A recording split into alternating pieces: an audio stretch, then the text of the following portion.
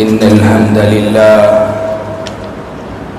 لله نحمده ونستعينه ونستغفره ونعوذ بالله من شرور أنفسنا ومن سيئات أعمالنا من يهده الله فلا مضل له ومن يضلله فلا هادي له وأشهد أن لا إله إلا الله وحده لا شريك له وأشهد أن محمدا عبده ورسوله صلى الله عليه وسلم.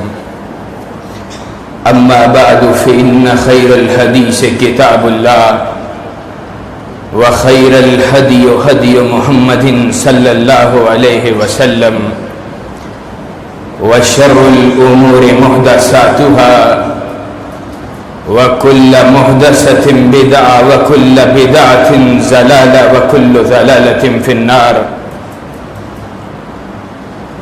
بسم الله الرحمن الرحيم. يا أيها الذين آمنوا أطيعوا الله وأطيعوا الرسول وأولي الأمر منكم فإن تنازعتم في شيء فردوه إلى الله والرسول. حضرات گرامی قدر، میں آج آپ احباب کے سامنے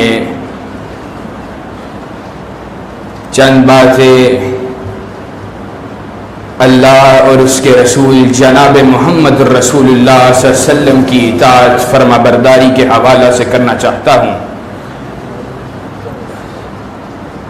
جو آیت مبارکہ مطہرہ میں نے آپ کے سامنے تلاوت کی ہے، اس آیت کا مضمون کیا ہے؟ اس آیت مبارکہ کے اندر اللہ رب العزت کیا پیغام دے رہے ہیں؟ وہ پیغام یہ ہے کہ مسلمانوں کے لیے صرف غیر مشروط اطاعتیں جو ہیں وہ صرف دو طرح کی ہیں. اس کے علاوہ جتنی بھی اقسام ہیں اطاعت کی، فرما برداری کی، وہ غیر مشروط نہیں ہیں بلکہ مشروط ہیں. معنی کیا ہے؟ معنی یہ ہے اللہ رب العزت کا کلام ہو، اس کا حکم ہو، یا دوسری طرف کائنات کے امام جناب محمد الرسول اللہ صلی اللہ علیہ وسلم کا کلام ہو، آپ کی حدیث ہو، آپ کا عمل ہو، آپ کی سنت ہو، وہ ہمارے پہ واجب ہے کہ ہم اس کی اطاعت کریں، فرما برداری کریں، اس حکم کو بجا لائیں. اس کے مد مقابل اولی الامر کا حکم ہے، آپ کے حکمران کا حکم ہے، بادشاہ کا حکم ہے، امیر المومنین کا حکم ہے.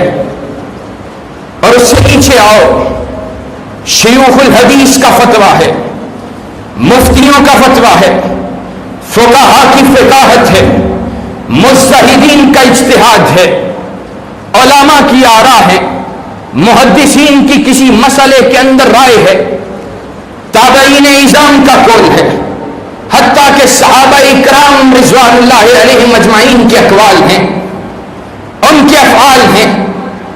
امت کے اندر مسلمانوں کے حوالہ سے ان کے والدین کی حکم ہے، والدین کے کسی مسئلے کے اندر اپنی اولاد کو حکم ہے، کسی ادارے میں کام کرنے والے ملازم کے لیے اس کے باس کا حکم ہے.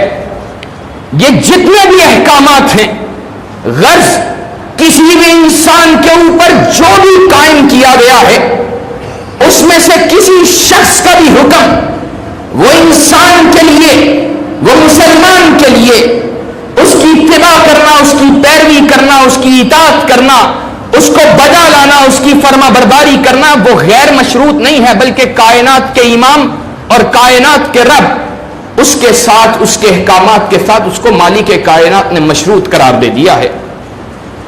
کہا یا ایھا الذین آمنوا، اے ایمان والو، اطیعوا اللہ و اطیعوا الرسول، اللہ کی اطاعت بھی کرو، رسول اللہ صلی اللہ علیہ وسلم کی اطاعت بھی کرو. وَأُولِي الْأَمْرِ مِنْكُمْ، اور اپنے اولی الامر کی بھی اطاعت کرو. لیکن آگے کیا کہا؟ وَأُولِي الْأَمْرِ مِنْكُمْ فَإِن تَنَازَعْتُمْ فِي شَيْءٍ فَرُدُّوهُ إِلَى اللَّهِ وَالرَّسُولِ، لیکن اگر اس کے درمیان، تمہارے درمیان کوئی جھگڑا واقع ہو جاتا ہے، کسی بات میں اختلاف واقع ہو جاتا ہے، کہتے ہیں جناب والا اس مسئلے کے اندر میری رائے یہ ہے، فلاں کہتا ہے میری رائے یہ ہے، میں اس مسئلے کے اندر یہ موقف کو اپنانے والا ہوں، میں اس مسئلے کے اندر اس موقف کو اپنانے والا ہوں، مجھے اس مسئلے کی سمجھ اس طرح آئی ہے، مجھے اس مسئلے کی سمجھ اس طرح آئی ہے. نہیں، فَإِن تَنَازَعْتُمْ فِي شَيْءٍ فَرُدُّوهُ إِلَى اللَّهِ وَالرَّسُولِ، تو پھر اب تنازع واقع ہو گیا ہے تو پھر پلٹ کر کہاں پہ جانا ہے؟ محمد الرسول اللہ صلی اللہ علیہ وسلم کی طرف جانا ہے اور اللہ عزت کی طرف جانا ہے. کس طرح جانا ہے؟ اس کا طریقہ کار کیا ہے؟ صحابہ کا رویہ کیا ہے؟ تابعین کا رویہ کیا ہے؟ علماء و محدثین کا رویہ کیا ہے؟ اس مسئلے کے اندر ہمارے اکابرین اسلاف کا رویہ کیا ہے؟ صحابہ کرام رضوان اللہ علیہم اجمعین سے شروع کرتے ہیں. جناب ابو بکر صدیق رضی اللہ تعالی عنہ، آپ خلیفہ وقت ہیں، خلافت کے تاج کو اپنے سر پہ سجانے والے ہیں، اور خلافت کے تاج و تخت کے وارث ہیں. ایک شخص کو لایا گیا آپ کی مجلس کے اندر، تیسری مرتبہ چوری کر کے آیا ہے. پہلی مرتبہ چوری کیا، ہاتھ ایک کٹ چکا، دوسری مرتبہ چوری کے بدلے ایک ٹانگ کٹ چکی ہے، ایک قدم کٹ چکا ہے، تیسری مرتبہ چوری کر کے آیا ہے، اب دوسرے ہاتھ کے کٹنے کی باری ہے. صدیق اکبر رضی اللہ تعالی عنہ وہ رحم دل ہیں، ذہن میں خیال آیا یہ تو رفع حاجت بھی پوری نہ کر سکے گا، قضاء حاجت کے لیے بھی اپنے ضروریات زندگی کو پورا نہ کر سکے گا. کہا ابو بکر اس کے ہاتھ کو نہیں کاٹے گا. پاس عمر فاروق رضی اللہ تعالی عنہ موجود ہے. کہا ابو بکر تیرا نام اپنی جگہ پر، لیکن میں سنت الجد، ہاتھ کاٹنا کائنات کے امام کی سنت ہے. ابو بکر نے یہ نہ کہا کہ عمر تو کون، میں تو وہ ہوں کہ خیر الخلائق بعد نبی اللہ ابی بکر، کہ میں تو وہ ہوں کہ کائنات کے اندر انبیاء کے بعد سب سے بلند ترین مقام پہ اگر کوئی فائز ہے تو وہ ابو بکر ہے رضی اللہ تعالی عنہ. اور یہ بھی نہ کہا کہ عمر تو کون، میں تو وہ ہوں کہ جس کے بارے میں کائنات کے امام نے کہا تھا کہ میں نے ساروں کے احسانات کے بدلے کو چکا دیا، ابو بکر تیرے احسانات کا بدلہ کل قیامت کے دن کائنات کا رب چکائے. اور یہ بھی نہ کہا کہ کسی کی صحابیت کی گواہی محدثین الزام نے دی، کسی کی صحابیت کی گواہی تابعین الزام نے دی، کسی کی صحابیت کی گواہی خود صحابہ کرام نے دی رضوان اللہ علیہم اجمعین، اور کسی کی صحابیت کی گواہی خود کائنات کے امام جناب محمد الرسول اللہ صلی اللہ علیہ وسلم نے دی. لیکن ابو بکر تیری صحابیت کا کیا کہنا کہ ثانی اثنین اذ ہما فی الغار اذ یقول لی صاحبی، کہ تیری صحابیت کی گواہی کائنات کا رب خود دے رہا ہے. اور یہ بھی نہ کہا کہ میں تو وہ ہوں کہ کائنات کے امام نے کہا تھا مرو ابا بکر، اپنی زندگی کے اندر ابو بکر کو مصلی امامت پہ کھڑا کر دیا اور اس بات کو ثابت کر دیا، گروہ میں عمر بھی ہو، گروہ میں عثمان ہو، گروہ میں علی المرتضیٰ ہو، گروہ میں حسن و حسین ہو، گروہ میں طلحہ و زبیر ہو، گروہ میں سعد و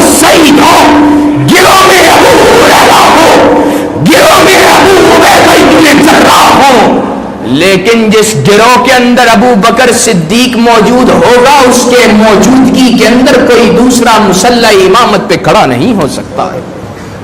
گردن کو جھکایا, کہا عمر تو نے سچ کہا ہے, تو نے سچ کہا ہے کہ کائنات کے امام کی بات کے مقابلے پہ صدیق اکبر کی بات بھی نہیں چل سکتی ہے. واؤ, اور پیروں فقیروں کی باتیں کرنے والوں صحابہ کرام کی بات کر رہا, خلفائے راشدین کی بات کر رہا ہوں. یہ صدیق اکبر ہے.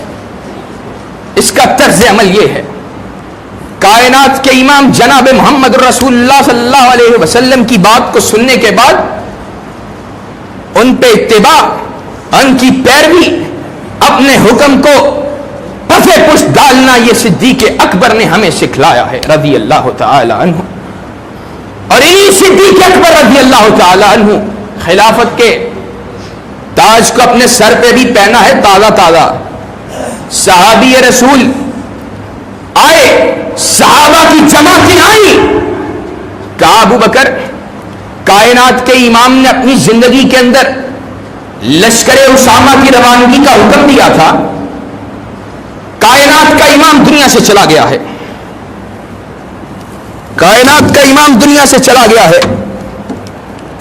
اس کے چلے جانے کے بعد, اس کے دنیا سے چلے جانے کے بعد حالات ٹھیک نہیں ہیں, حالات کے اندر پچیدگی ہے, سلطنت کمزور پڑتی جا رہی ہے, مدینہ کے دفاع کے لیے کوئی بستہ موجود نہیں ہے. لشکر اسامہ کی روانگی کو مؤخر کر دے, تو لشکر اسامہ کی روانگی کو مؤخر کر دے. صدیق اکبر رضی اللہ تعالی عنہ نے ایسے الفاظ کہے کہ سونے کے پانی سے لکھنے کے قابل اس بات کا اعلان کیا, کہا مجھے یہ بات تو گوارا ہے کہ مومنوں کی ماں اور صدیق اکبر کی بیٹی اما عائشہ رضی اللہ تعالی عنہ کے وجود کو, انہا کے وجود کو جنگل کے پرندے قصیدے ہیں, لیکن یہ بات گوارا نہیں ہے کہ جس بات کا حکم کائنات کے امام نے صادر فرما دیا ہو ابو بکر اس کو مؤخر کرے. یہ صحابہ کی اتباع کا عالم تھا, اور یہی عالم ہے عمر فاروق رضی اللہ تعالی عنہ کا. آپ کا دور حکومت ہے, آرڈیننس جاری فرمایا, کہا آئندہ کے بعد کوئی شخص بھی حج تمتع کا احرام نہیں باندھے گا. اب نیت کیا ہے؟ بیت اللہ الحرام کی زیارت کے لیے گئے, دیکھا بیت اللہ ویران ہے, کہا وجہ کیا ہے, بیت اللہ کیوں ویران ہے؟ کہا ویرانی اس لیے ہے لوگ حج تمتع کا احرام باندھتے ہیں, حج اور عمرہ اکٹھا کرتے ہیں, کیونکہ آج کی طرح نہ وسائل تھے نہ اسباب تھے, لمبے لمبے سفر. کہا لوگ حج و عمرہ کے لیے احرام باندھتے ہیں, اکٹھا حج اور عمرہ کرتے ہیں, اس کے بعد سارا سال عمرہ کے لیے نہیں آتے. حکم جاری کیا, کہا آئندہ کے بعد کوئی شخص بھی حج تمتع کا احرام نہیں باندھے گا. بلی الامر ہے, حاکم وقت ہے, آپ کا اپنا بیٹا ہے عبداللہ ابن عمر, کائنات کے امام کا پروانہ ہے, کائنات کے امام کی اتباع کو بجا لانے والا ہے. سنت سے پیار کا عالم کیا ہے, کائنات کے امام سے محبت کا عالم کیا ہے, اتباع رسول کا عالم کیا ہے. کائنات کے امام نے ایک مرتبہ فرمایا تھا اس کے بارے میں, ایک مرتبہ کہا نعم الرجل عبداللہ لولا اصلی باللیل, کہا عبداللہ بہت ہی اچھا آدمی ہے, کاش کہ رات کی نماز بھی پڑھا کرے. اب فرض نماز کا ذکر نہیں کیا, ہمارے ہاں تو ایسے بھی مسلمان ہیں نا جو جمعے کا جمعے بھی مسجد کے اندر داخل نہیں ہوتے. یہاں پہ فرض نماز کا ذکر نہیں کیا, تہجد کی نماز کا ذکر کیا ہے. پھر کیا بیان کرتی ہے, کہا اس کے بعد عبداللہ اس کا عالم کیا ہے، اس کی اتباع رسول کا عالم کیا ہے؟ کانوں سے کائنات کے امام کی خواہش ٹکراتی ہے، کرتا یہ ہے،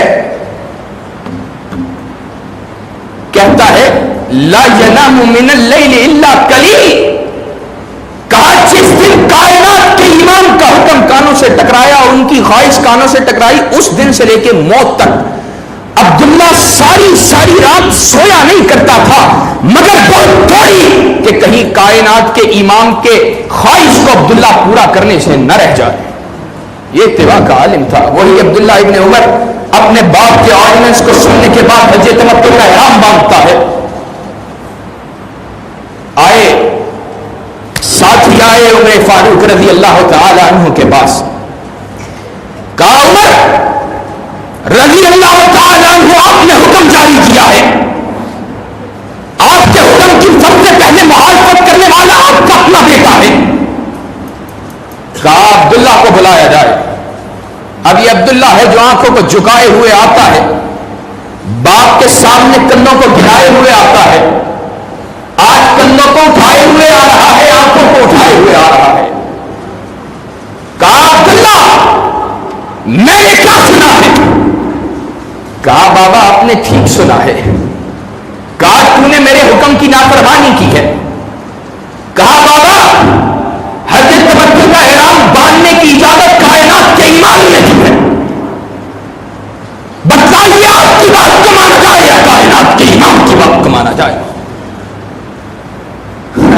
عمر فاروق رضی اللہ تعالی عنہ نے اپنی گردن کو جھکا لیا۔ یہ نہ کہا کہ میں تو وہ ہوں کہ کائنات کے امام نے دنیا کے اندر زندہ میری شہادت کی گواہی دی تھی کہ وہ پہاڑ لرز رہا تھا، کائنات کے امام اس پہ موجود تھے، اپنے قدم کو پہاڑ کے سینے میں مارا اور کہا اسبت یا ہو فما علیک نبی و صدیق و شہیدان، کہ تیرے پہ ایک نبی، ایک صدیق اور 2 شہید کھڑے ہیں۔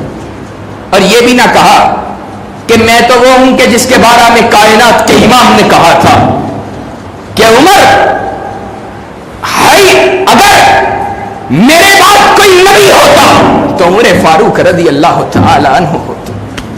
اور یہ بھی نہ کہا کہ میں تو وہ ہوں کہ جس کے بارے میں اما عائشہ صدیقہ کائنات نے کہا تھا رضی اللہ تعالی عنہ کہ قرآن اترتا ہمارے گھر کے صحن پہ تھا لیکن اترتا عمر کی رائے کے مطابق تھا۔ اور یہ بھی نہ کہا کہ میں تو وہ ہوں کہ جس کے بارے میں کائنات کے امام نے کہا تھا لن طلع الشمس علی رجل خیر من عمر، کہ آسمان کا سورج عمر سے زیادہ بہترین شخص کے سر کے اوپر کبھی طلوع نہیں ہوا ہے۔ اپنی گردن کو جھکایا، اپنے سر کو اٹھایا، کہا بیٹا تو نے سچ کہا ہے، کائنات کے امام کی حدیث کے مقابلے پہ، اجازت کے مقابلے پہ عمر کی بات نہیں چل سکتی ہے۔ اور اللہ تیرا شکر ہے تم نے مجھے ایسا بیٹا عطا کیا ہے کہ عمر راہ راست سے بھٹکنے لگے تو یہ اس کو سیدھے راستے پہ ڈال دینے والا ہے۔ یہ اتباع کا عالم تھا، یہ اطاعت رسول کا عالم تھا، اور انہوں نے اطاعت کے، اتباع کے اس طرز کو ہمیں دے دیا کہ کائنات کے امام کی حدیث کے مقابلے پر کسی دوسرے کی بات ہو، کسی بڑے کی بات ہو، اس کو دیوار سے دے مارا جائے گا، کائنات کے امام کی حدیث پہ حرف نہیں آنے دیا جائے گا۔ علی المرتضی رضی اللہ تعالی عنہ ہے، آپ کا دور حکومت ہے، آپ کے دور حکومت کے اندر بعض لوگوں نے آپ کو خدا کا حصہ قرار دیا، آپ نے ان لوگوں کو جمع کیا اور آگ لگا کر جلا دیا۔ عبداللہ ابن عباس رضی اللہ تعالی عنہ کی کہ الفاظ آپ کے کانوں تک پہنچے، انہوں نے کہا کہ کائنات کے امام نے اللہ رب العزت کے عذاب کو دینے سے دنیا کے اندر کسی کو منع کیا ہے۔ کہا اللہ کی قسم ہے عبداللہ تو نے اگر پہلے مجھے یہ بات کہہ دی ہوتی، اپنی بڑائی بیان نہیں کی، آج لوگوں کی بڑائیاں بیان کرنے والوں کہ فلاں شیخ الحدیث اتنا بڑا عالم ہے، فلاں محدث اتنا بڑا محدث ہے، یہ اس کی رائے ہے، فلاں شخص اتنا بڑا فقیہ ہے، یہ اس کی رائے ہے، فلاں امام اتنا بڑا ہے، یہ اس کی رائے ہے. اپنی بڑائی بیان نہیں کی. یہ نہیں کہا کہ میں نوجوانان جنت کے سرداروں کا باپ ہوں، میں فاطمہ کا شوہر ہوں، میں وہ ہوں کہ جس کے بارے میں کائنات کے امام نے کہا تھا کہ میں علی کا دوست، علی میرا دوست ہے. اور کہا کاش تو نے الفاظ میں علیہ ادا کر دیے ہوتے، اگر میرے کانوں تک پہلے یہ بات پہنچ جاتی، علی آگ لگانا تو دور کی بات ہے، چنگاری لگانا بھی گوارا نہیں کرتا. یہ ان کی اتباع کا عالم تھا. یہ تو صحابہ کرام تھے رضوان اللہ علیہم اجمعین. آگے بڑھو. آج لوگ کہتے ہیں فلاں امام ابو حنیفہ علیہ رحمہ آج ملک پاکستان میں ان کے نام کے ساتھ منسوب حنفیہ کا ایک بڑی تعداد پاکستان میں بستی ہے، دنیا کے اندر ایک بڑی تعداد بستی ہے. وہ ان کی غیر مشروع کتاب کرنا اپنے پہ فرض سمجھتے ہیں.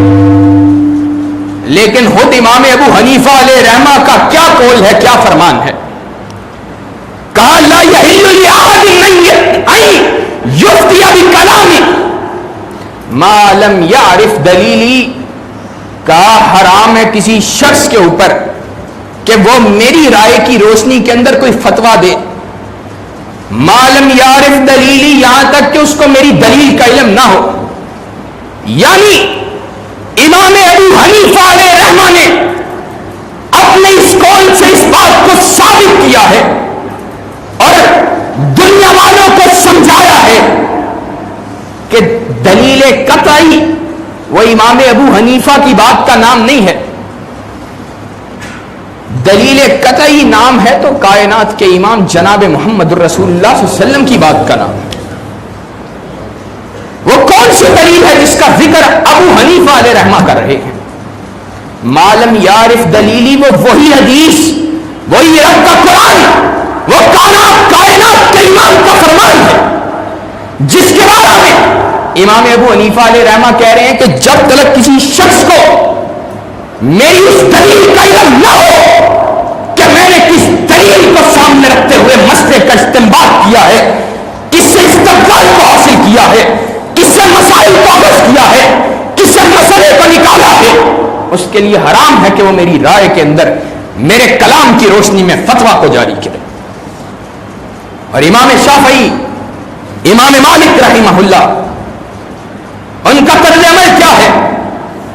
مسجد کے اندر بیٹھے ہوئے ہیں، مسجد طیبہ مدینہ مسجد نبوی کے اندر موجود ہے، صحابہ اور علماء کی جماعت بیٹھی ہوئی ہے، کائنات کے امام کی حدیث کو پڑھا رہے ہیں. ایک شخص آیا، مسئلہ پوچھا، کہا امام صاحب وضو کے بعد پیروں کی انگلیوں کے درمیان ہلال کے حوالے سے آپ کیا فرماتے ہیں؟ اس مسئلے کے اندر آپ کی کیا رائے ہے؟ جواب دیا، اہل مدینہ کے اندر میں نے اس عمل کو نہیں پایا ہے. امام مالک تعامل اہل مدینہ کے اندر، یعنی مدینہ کے احباب، مدینہ کے رہنے والوں کے عمل کو بہت فوقیت دیتے ہیں. اس کی وجہ یہ ہے کہ مدینہ والوں نے کائنات کے امام کو اپنی آنکھوں سے دیکھا ہے. امام مالک رحمہ اللہ نے کہا میں نے مدینہ کے بسنے والوں میں عمل نہیں دیکھا. اب کچھ رش کم ہوا، آپ کا شاگرد عبداللہ بن وہب المصری اس کا نام ہے، خود بہت بڑا امام ہے. آگے بڑھا. آگے بڑھنے کے بعد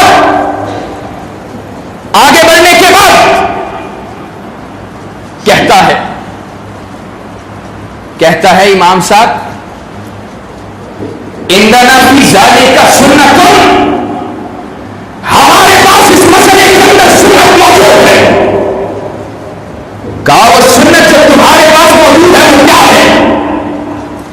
کہا وہ سنت جو اس مسئلے کے اندر ہمارے پاس موجود ہے وہ یہ ہے کہ کائنات کے امام کا صحابی ہے، اس کا نام شداد بن الحارث رضی اللہ تعالی عنہ ہے. وہ کائنات کے امام کی فوت ہو جانے کے بعد، وفات کے بعد مدینہ کو چھوڑ کے شام میں چلا گیا. کہا اس نے کائنات کے امام کو دیکھا. آپ وضو فرماتے ہیں، وضو کے بعد اپنی چھوٹی انگلی کے ساتھ اپنے پیروں کی انگلیوں کے درمیان خیال کرتے ہیں. کہا میں نے ابی عبداللہ بن وہاب رحمہ اللہ شام کے بہت بڑے امام، مصر کے بہت بڑے امام لیث بن سعد رحمہ اللہ کے شاگرد ہیں. وہاں سے ادھر امام مالک کے پاس حدیث پڑھنے کے لیے آئے ہیں. کہا میں نے لیث بن سعد، میں نے عبداللہ بن لہیہ جیسے بڑے اکابر علماء سے سنا ہے، انہوں نے یہ حدیث سند کے ساتھ کائنات کے امام سے روایت کی ہے. کائنات کے امام کی حدیث کو مالک رحمہ اللہ نے سنا. امام مالک کہتے ہیں ان هذا الحديث حسن والله ما سمعت هذا قط الا الساعه. کہا اللہ کی قسم، کہا بے شک یہ حدیث حسن ہے، اور اللہ کی قسم میں نے آج سے پہلے اس حدیث کو کبھی نہیں سنا ہے. لیکن طرز عمل کیا ہے؟ فن حدیث میں اپنی مہارت کی بات نہیں کی، اپنے فہم کی بات نہیں کی، اپنے حافظے کی بات نہیں کی، اپنے علم کی بات نہیں کی، اپنے حدیث میں کیف کی بات نہیں کی.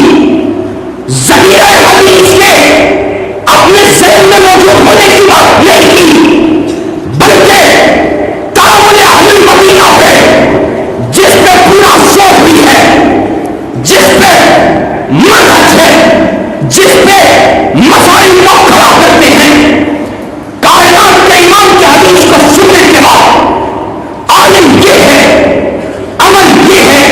آئندہ کے بعد کوئی شخص بھی آتا ان کے پاس، کہتے ہیں امام مالک کے پاس کوئی شخص بھی اس مسئلے کے اندر، اس بات کے اندر سوال کرتا، امام مالک اس کو پیروں کی انگلیوں کے درمیان کے حلال کا حکم دے کر بھیجا کرتے تھے.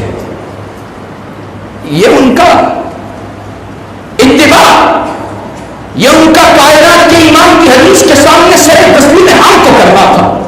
آج ہم بھی کہتے ہیں جناب نہیں، آپ اس بارے میں کیا فرماتے ہیں؟ مولوی صاحب تسی ایسے مسئلے اس کی فرما دے. اب یہ عجیب بیماری ہے، کائنات کے امام کی حدیث کو سناؤ، کائنات کے رب کے کلام کو سناؤ. پوچھنے والا سائل پھر مولوی صاحب کی طرف متوجہ ہوتا ہے اور کہتا ہے مولوی صاحب حدیث سے ٹھیک تو آنا موقف کی نہیں. امام شافعی رحمہ اللہ، امام ابن ابو حاتم الرازی رحمہ اللہ نے امام شافعی کے مناقب پہ کتاب لکھی. اس کتاب کے اندر ایک واقعہ درج کیا. کہا امام شافعی رحمہ اللہ کے پاس ایک شخص آیا، سائل نے سوال کیا اور مسئلہ ذکر نہیں کیا گیا کہ کس مسئلے کے حوالے سے سوال کرتا ہے. کہا سوال کیا، امام شافعی سے کہا امام صاحب اس مسئلے کے اندر اس کا جواب کیا ہے؟ امام صاحب نے کائنات کے امام جناب محمد رسول اللہ صلی اللہ علیہ وسلم کی حدیث کو تلاوت کیا. امام صاحب نے حدیث پڑھنے کے بعد خاموشی کو اختیار کیا. آگے سے کہتا ہے کہتا ہے امام صاحب حدیث تو ٹھیک، آپ کا موقف کیا ہے؟ امام شافعی رحمہ اللہ غصہ آیا، غصہ اس قدر آیا، غصے سے سرخ ہو کے کہتے ہیں کیا تو نے میرے پیٹ کے ساتھ عیسائی پادریوں کی کوئی پیٹی نہیں ہے، یا تو نے مجھے کسی کلیسا سے نکلتے ہوئے دیکھا ہے؟ یہ الفاظ کیوں کہے؟ اس قدر سخت الفاظ کیوں کہے کہ کائنات کا امام جناب محمد رسول اللہ صلی اللہ علیہ وسلم تلاوت کر رہا ہے؟ عدی بن حاتم طائی رضی اللہ تعالی عنہ وہ مسجد کے اندر داخل ہو رہے ہیں، کائنات کے امام اس وقت کیا پڑھ رہے ہیں؟ اتخذوا احبارهم ورهبانهم اربابا من دون اللہ، تلاوت یہ کر رہے تھے کہ انہوں نے اپنے مربیوں کو، اپنے علماء کو اپنا رب بنا لیا تھا۔ عدی بن حاتم طائی رضی اللہ تعالیٰ عنہ کائنات کے امام سے کہتے ہیں اللہ کے نبی ہم نے تو اپنے پیروں کو، اپنے مربیوں کو رب نہیں بنایا تھا۔ کہا علی جب تمہارا مربی، تمہارے علماء تمہیں کہتے یہ بات حرام ہے، یہ بات حلال ہے، تم اس کو حرام مانتے تھے کہ نہیں مانتے تھے؟ اس کو حلال مانتے تھے کہ نہیں مانتے تھے؟ کہا مانتے تھے۔ کہا یہی ہے اتخذوا احبارهم ورهبانهم اربابا من دون اللہ۔ اللہ تبارک و تعالیٰ نے کتنے سخت الفاظ بیان کیے، کائنات کے رب کے کلام کے مقابلے پہ، کائنات کے امام کی حدیث کے مقابلے پہ علماء کے حلال کو حلال ماننا، ان کے حرام کو حرام ماننا، اتخذوا احبارهم ورهبانهم اربابا من دون اللہ کے مترادف ہے۔ اللہ کے علاوہ اوروں کو رب بنانے کے مترادف ہے۔ کائنات کے امام جناب محمد رسول اللہ صلی اللہ علیہ وسلم کا عمل کیا ہے؟ کائنات کے امام جناب محمد رسول اللہ صلی اللہ علیہ وسلم کا عمل کیا، صحابہ کا عمل کیا ہے، آپ کے اتباع کرنے والوں کا عمل کیا ہے، آپ کی پیروی کرنے والوں کا عمل کیا ہے؟ وہ تو کائنات کے امام کا حکم آ جاتا اپنی گردنوں کو کٹانا اپنے لیے باعث عزت عظمت و افتخار سمجھتے تھے۔ آج کیا ہمارا بھی کائنات کے امام سے یہ رشتہ ہے؟ ہم بھی کیا کائنات کے رب کے احکامات کے سامنے اسی طرح اپنے سر کو تسلیم عام کرنے والے ہیں؟ کیا آج ہمارا طرز عمل یہ ہے؟ نہیں۔ آج اگر ہمارا طرز عمل یہ ہو تو ہم صبح کے وقت کائنات کے امام کی سنت کو ذبح کرنے والے نہ ہوں۔ آج ہماری بیٹیاں بے پردہ بازاروں میں پھرنے والی نہ ہو۔ آج ہم جگہ جگہ پر کائنات کے امام جناب محمد رسول اللہ صلی اللہ علیہ وسلم کے احکامات کو ٹھکرانے والے نہ ہوں۔ آج ہم اللہ کی نافرمانی کرنے والے نہ ہوں۔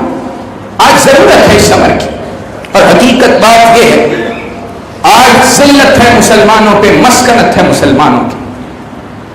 پوری دنیا کے اندر مسلمان کر رہا ہے، مسلمانوں کو ذبح کیا جا رہا ہے، مسلمانوں کو مارا جا رہا ہے، خون کی ہولی کھیلی جاتی، خون کے دریاؤں کو بہایا جا رہا ہے، معصوم بچوں کو ذبح کیا جاتا، کرنٹ لگائے جاتے، ان کے اوپر بغبغ کے پیروکار ان کے جسموں پہ ناچتے ہیں۔ وجہ یہ ہے آج ہم نے کائنات کے رب کے احکامات کو چھوڑا ہے، کائنات کے امام کے احکامات کو چھوڑا ہے۔ آج شعب علیہم السنۃ والمسکرہ واحباروا بقسم من اللہ ذالک بانہم کانوا یکفرون بآیات اللہ کے تحت کہ یہودیوں نے ایک مسئلے کے اندر اپنے رب کی نافرمانی کی تھی، اللہ نے 40 برس کی مسکنت کو ان کے اوپر مسلط کر دیا تھا۔ آج تم ڈیلی کی بیس پہ کائنات کے امام کے احکامات کو پسے خود ڈالنے والے ہو، نہ تمہاری تجارت کائنات کے امام کے اتباع میں ہے، نہ تمہاری سیاست، نہ قیادت، نہ معاشرت، نہ اقتصادیات۔ آج سود کے بینکاری کے نظام کے اندر سود کے کاؤنٹر کھلے ہوئے، آج گھروں کے اندر فحاشی کے نام پر 3 سبیلیں چلتی ہیں۔ آج ہمارا مسلمان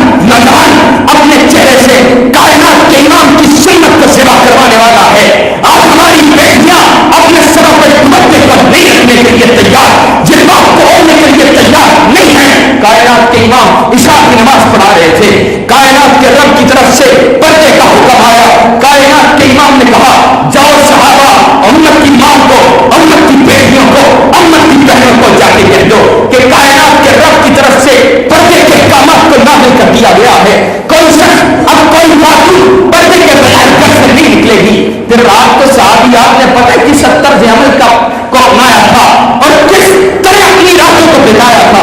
اما عائشہ کہتی ہیں اس رات امت کی مائیں جو ہیں اپنے کپڑے پھاڑ رہی ہیں, ان کو پھاڑ کر چادریں بنا رہی ہیں, اور کل فجر کے ٹائم کوئی عورت بھی مسجد کے اندر ایسی نہیں آئی تھی جس نے حجاب کو نہیں اوڑھا ہوا.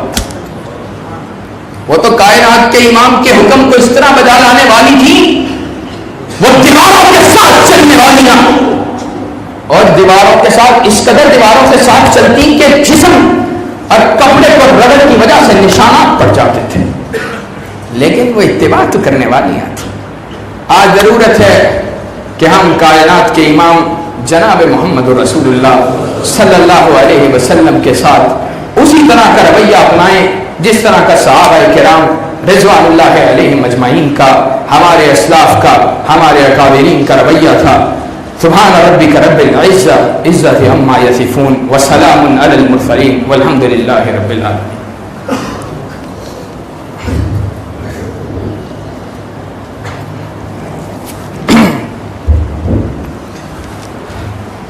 الحمد لله نحمده ونستعينه ونستغفره ونعوذ بالله من شرور أنفسنا ومن سيئات أعمالنا, من يهده الله فلا مضل له ومن يضلله فلا هادي له, وأشهد أن لا إله إلا الله وحده لا شريك له, وأشهد أن محمدا عبده ورسوله. أما بعد فإن خير الحديث كتاب الله وخير الهدي هدي محمد صلى الله عليه وسلم, وشر الأمور محدثاتها وكل محدثة بدعة وكل بدعة ضلالة وكل ضلالة في النار. بسم اللہ الرحمن الرحیم. یا اے لوگو, دنیا کے اندر بسنے والوں, کائنات کے اندر بسنے والوں, میں آپ احباب کے سامنے آج خطبہ جمعہ کے لیے پتہ ہے کس لیے حاضر ہوا ہوں. میں حقیقت بات یہ ہے خطبہ جمعہ کو ایک علمی ذمہ داری سمجھتا ہوں, اور آج میری زندگی کا پہلا جمعہ تھا, لیکن میں حقیقت بات ہے اپنے آپ کو بھی اس کا اہل نہیں سمجھتا کہ میں منبر رسول پہ کھڑے ہو کر خطبہ جمعہ جو کہ ایک انتہائی اہم علمی ذمہ داری ہے اس کو ادا کر سکوں. تو شاید ابھی اس کے بعد بھی کچھ عرصہ جب تک تعلیم کے مراحل اس حد تک طے نہیں ہو جاتے, آئندہ بھی کوئی جمعہ پڑھانے کا ارادہ نہیں ہے. آج دو وجوہات ہیں جن کی وجہ سے مجھے یہاں پہ آنا پڑا. ایک, اللہ کے فضل و کرم سے آپ جانتے ہیں دودی گھاٹ کے اندر آج شام مغرب کے بعد نفاذ اسلام کانفرنس کو منعقد کیا گیا ہے, اور نفاذ اسلام کانفرنس اس کو منعقد کرنے کا مقصد کیا ہے, اس کی وجہ کیا ہے؟ اس کی وجہ یہ ہے هو الذی ارسل رسولہ بالہدی ودین الحق لیظہرہ علی الدین کلہ, کہ کائنات کے امام جناب محمد الرسول اللہ صلی اللہ علیہ وسلم کو اللہ تبارک و تعالی نے دنیا پہ بھیجا اس لیے کہ کائنات کے رب کے نظام کو دنیا پہ قائم کیا جائے. کیوں؟ آج دنیا کے اندر میں ذکر کر رہا تھا, آج مسلمان کر رہا ہے, مٹ رہا ہے, آج مسلمانوں کی لاشوں کو گرایا جا رہا, آج دنیا کے اندر حالات, آج صرف پاکستان کی بات کرتے ہیں, دنیا کی بات نہیں کرتے. پاکستان کو 70 سے زیادہ برس بیت چکے, مسائل حل نہیں ہوئے. منبر رسول میں کھڑے ہو کے کہتا ہوں واللہ کبھی حل نہیں ہو سکتے ہیں, کب حل ہوں گے؟ یہ تم نے طرح طرح کے نظاموں کو آزمایا, فوجی جنرلوں کو آزمایا, حکمرانوں کو آزمایا, سوشلزم کے نعرے لگانے والوں کو آزمایا, تم نے سیکولرزم کے نعرے لگانے والوں کو آزمایا, تم نے بڑے بڑے دعوے کرنے والوں کو آزمایا, تم نے بڑی بڑی باتیں کرنے والوں کو آزمایا.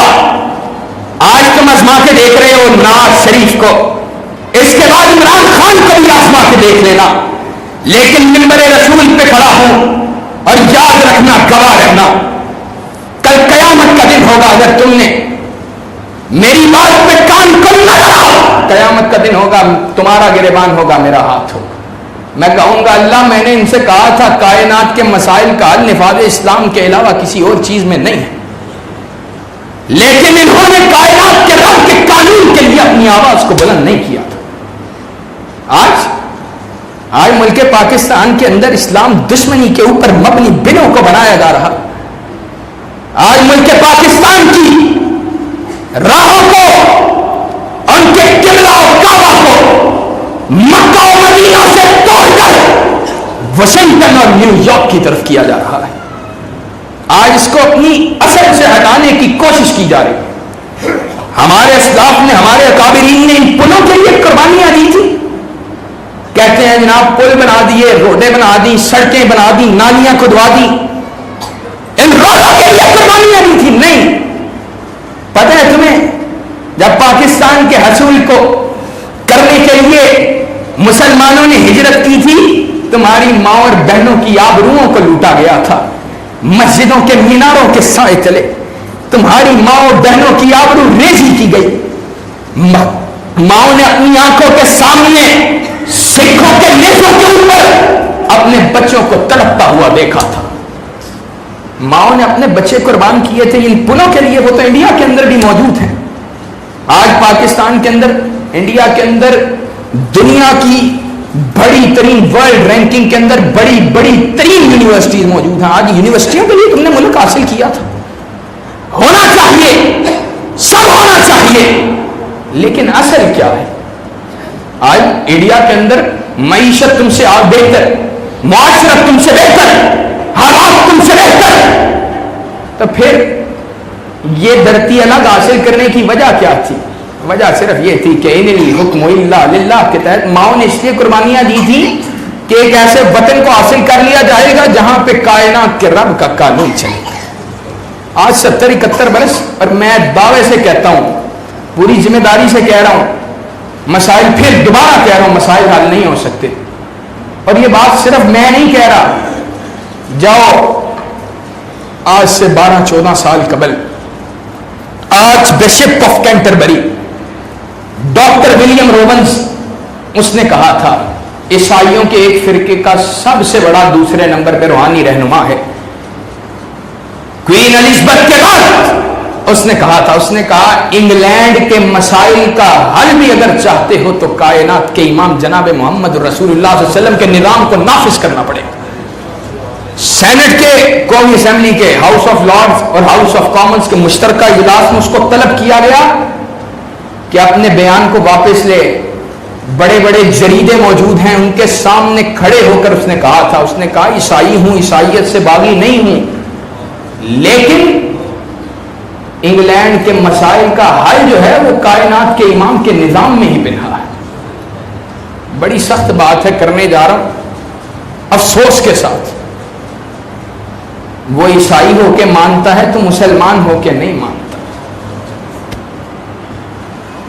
آج ضرورت ہے آپ نکلیے. یہ نفاذ اسلام کانفرنس کا مقصد کیا ہے؟ اس کا مقصد یہ ہے کہ اللہ کے فضل و کرم سے اہل حدیث کائنات کے رب کے قانون کی بات کرنے والا ہے. آج اور کچھ نہیں. ہم یہ نہیں کہتے کہ جناب والا کہ تمہارے پاس، تمہارے پہ جناب فرض ہے، تمہارے پہ فرض ہے جد و جہد کرنا، لیکن تمہارے پہ کامیابی فرض نہیں ہے. وہ اللہ تبارک و تعالیٰ نے تم پہ فرض نہیں قرار دی ہے. اللہ تبارک و تعالیٰ کل قیامت کے دن تم سے یہ سوال نہیں کیا کرے گا کہ تم نے قانون کو نافذ کیوں نہیں کیا. ہاں، یہ سوال ضرور کرے گا کہ تم نے اس قانون کے نفاذ کے لیے جد و جہد کتنی کی تھی، کیوں کی تھی، کیوں نہیں کی تھی. اور جس نے کائنات کے امام کے قانون کے نفاذ کے لیے جد و جہد کی ہوگی، میں اللہ کے فضل و کرم سے پوری ذمہ داری سے اطمینان سے کہہ رہا ہوں، اللہ کے فضل و کرم سے اس کے لیے یہ بات اللہ کے فضل و کرم سے اللہ کے ہاں سرخ روئی کا باعث بنے گی. آج یہ تمہارے لوگ کہتے ہیں جناب فتح کیسے ہو سکتی ہے، کامیابی کیسے ہو سکتی ہے، صرف اس بات کو مد نظر رکھتے ہوئے آج احباب، آج لوگ جو ہیں نا وہ مذہبی لوگوں کا ساتھ نہیں دیتے کہ ان کو کامیابی نہیں مل سکتی. کائنات کے رب نے کہا ہے ان تقوموا للہ مثنی و فرادا، کہا اللہ کے لیے کھڑے ہو جاؤ حتیٰ کہ تم صرف دو ہی ہو یا پھر اکیلے رہ جاؤ. ہم اللہ کے فضل و کرم سے اللہ کے نظام کی بات کرنے والے ہیں.